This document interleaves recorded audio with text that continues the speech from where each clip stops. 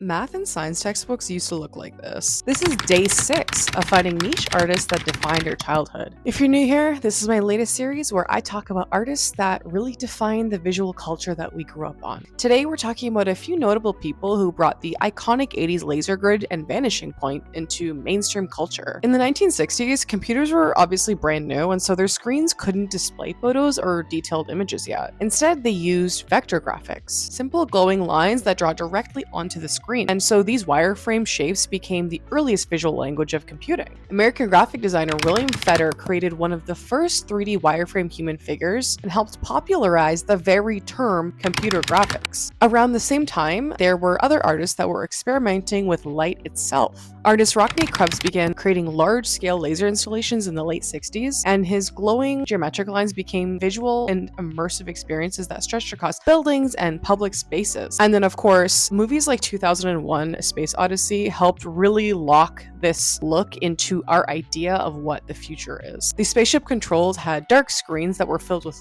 glowing green graphics. It really introduced the audience to a new visual language for technology. And from that point on, wireframe graphics became the default way that movies imagined computers and control panels for the next 20 years. By the 70s and 80s, this visual language exploded into our pop culture because there was arcade games, advertisements, science fiction. They all adopted the glowing grid as a symbol of the digital world. Of course, there were other movies that started to use this aesthetic, but nothing captured more of that moment than the movie Tron, which built entire environments out of neon grids and wireframe landscapes. Tron defined what cyberspace looked like. And then by the 80s and 90s, nothing said modern science like computer graphics. Once we get into the 2000s, we see the rise of vaporwave, which is a nostalgic aesthetic that combines a lot of the grid elements and then the 80s neon aesthetics. The vanishing point grid was a metaphor for the future that we thought we were heading towards.